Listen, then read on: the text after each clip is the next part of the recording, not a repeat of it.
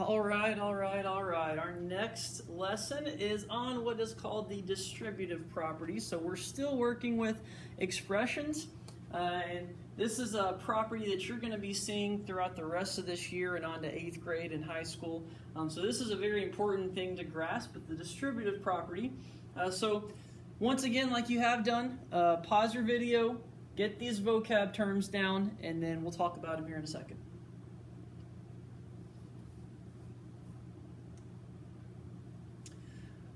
Okay, so the distributive property, think about the word distribute. If I were to distribute, I'm not going to do this, but if I were to distribute a Christmas gift to my class, who would I give that to? Well, you think about if I were to distribute it to my class, every student in the class would get that, wouldn't they? You wouldn't need for me to specify who gets it because you would assume the word distribute means everyone's going to get it. The distributive property, you're going to have a number outside of parentheses, like this. And what this means is the 2 is outside of it. First of all, you are multiplying. You see that there's nothing in between the 2 and these parentheses. Remember, if there's nothing in between a number and something else, we're multiplying. So we would multiply 2 times x plus 7. That means, think about the word distribute. You give it to everybody. Everything or everyone inside of the parentheses is going to be multiplied by 2. So we would do 2 times x, and we would also do 2 times 7. And so the distributive property, the number on the outside, you multiply by everything on the inside. And then doing this is going to give us what's called equivalent expressions. We've talked about equivalent fractions and equivalent ratios.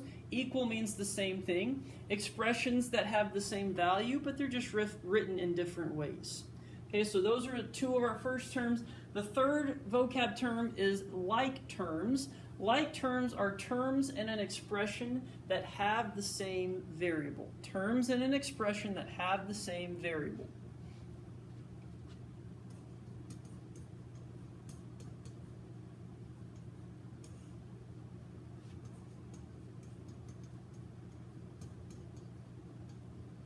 So just a little thing with like terms, and if they're not like, we call them unlike terms. Like terms, they gotta be the same. They've got to have the same variable. They have something in common. And so like terms would be 2x and 3x, or 4y and 7y, or 3c and 1/2 c. We don't care about the numbers in front of them. We care about the variables. So they have the same variable. Unlike terms would be something like 3x and 3y. They might have a 3 in common, but one has an x and one has a y, so they're not like terms. Or we would have 2x and 7a. Well, we've got x and we've got a, so they're unlike terms. What if we had something like 2x and 3? Well, does that 3 have a variable? No, it does not. So if one has a variable and one doesn't, they don't have the same variables, right? And so they would be unlike terms. However, if we had something like this, 2 and 5, 2 does not have a variable. 5 does not have a variable. So if they don't have variables, technically, they would have the same variable, which would be none. And so if it's just a number, things that are just numbers that don't have variables, those are like terms as well, because they don't have any variables in common, which means they do have something in common. They don't have any variables. Okay, so those are examples of like terms and unlike terms. Okay, so looking at the distributive property, let's go back to that now.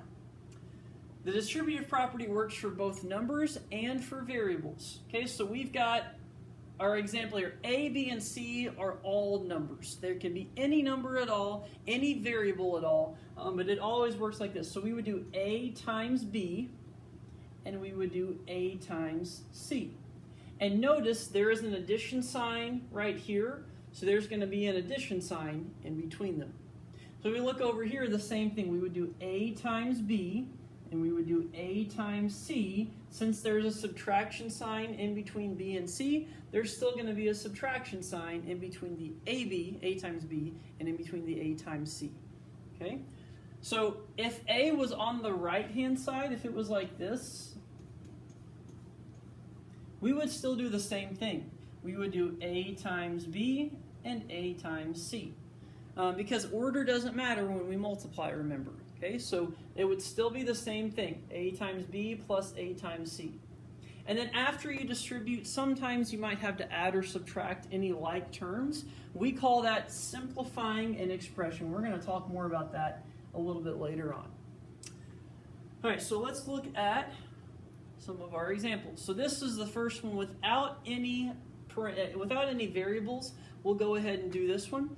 So we would technically, now normally, think about order of operations. You would do -9 plus 4 first and then multiply it by 8. We're going to get the same answer. I just want to show you how to rewrite it using the distributive property. And we would do 8 times -9 plus 8 times 4. So both numbers inside the parentheses would be multiplied by what's outside, which is the 8. And so that would give us -72 plus 32, and that's going to be -40. If we had done inside the parentheses first, we would have gotten -5, and 8 times -5 would have been -40. So it's going to work out either way. Okay, so that is the distributive property. Now let's look at what we're actually going to be focusing on, and that's using this with variables involved. So we've got, so notice first of all, what the question asks us to do is not solve anything. It is not to evaluate anything. It's only to rewrite. Okay, so all we're doing here is rewriting the expression. So we're just going to write the expression a different way after we distribute. And what we want is no parentheses. So we've got 4 parentheses x plus 7. So we're going to do 4 times x, and we're going to do 4 times 7. And so 4 times x, do we know what x is? No. So if we don't know what x is, we can't plug in a number for it. We can't solve for it. It's just going to be 4 times x, or 4x. Okay, the plus sign means we're still going to be adding. And then 4 times 7 would be 28. So it would be 4x plus 28.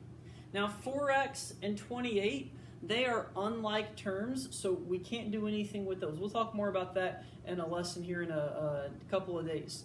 But 4x plus 28, that is as far as we can go. Okay, so let's look at our second one here.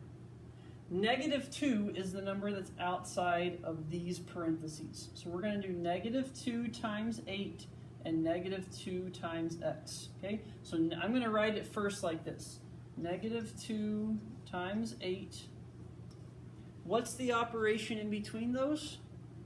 It's a subtraction sign. So minus -2 times x.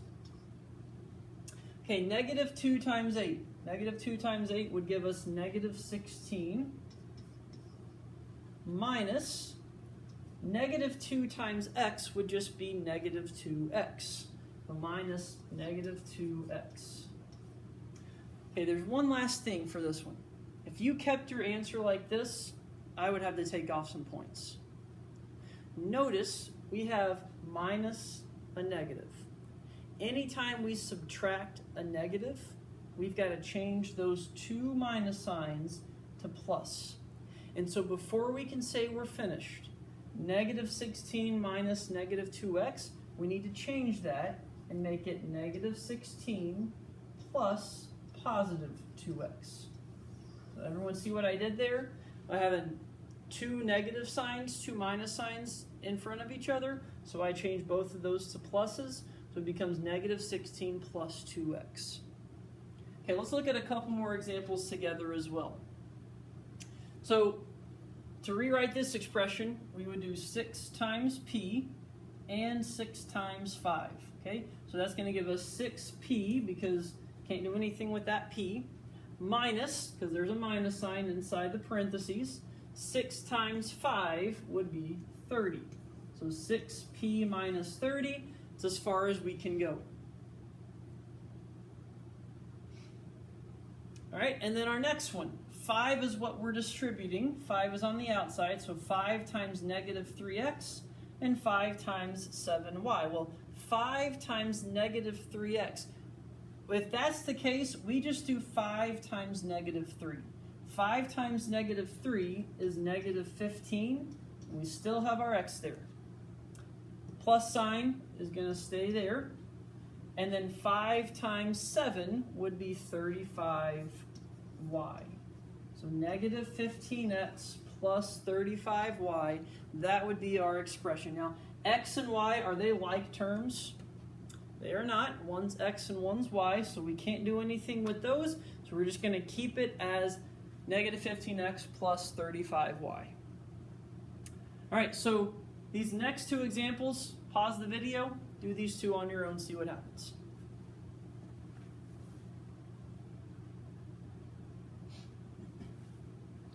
All right, so 1/3 is what we're distributing. You can still distribute a fraction. That is okay. We're going to do 1/3 times x and 1/3 times 6. 1/3 times x, it's like 2 times x or 7 times x. We just write 1/3 x plus 1/3 times 6. Let me write it like this. 1/3 times 6. What is 1/3 of 6? Well, that would give you 2. So it would be 1/3 x plus 2. If you put 6 over 3, because you did 1/3 times 6 over 1, you would get 6 over 3. And 6 divided by 3 is still 2. And so it should be 1/3 x plus 2. All right, and then our last one, we're distributing a negative 3. So negative 3 times y and negative 3 times 13. So negative 3 times y just stays negative 3y. There's a minus sign, so that's going to stay there. Negative 3 times 13 is negative 39. Hopefully you remembered what we talked about just a couple minutes ago. If we have two minus signs side by side, we've got to do one more thing before we're done, and that is make that negative 3y plus 39. Negative 3y plus 39. And that would be our answer. Okay, there's one more example to look at. And so this one, find the total cost for the club to rent 20 bikes if each bike costs $37.50. What I would do, and what I would say most, if not all of you all would do, is just do $37.50 times 20. And that would be correct. You would get the right answer there. But I do want to show you one way that you could use the distributive property if it's a little bit easier for you. $37.50, you could break that down. And you could make that $37 plus 50 cents, right? Because when you add that, you get 37.50. And then I could also go and multiply that by 20. And I would be multiplying the entire thing by 20. So this is 37.50 times 20. And if I did that, I would still get the same answer as if I just multiplied 37.50 times 20. So I would do 20 times 37 plus 20 times 50 cents.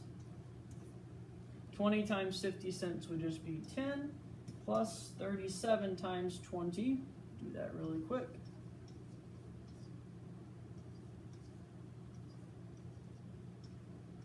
Be 740.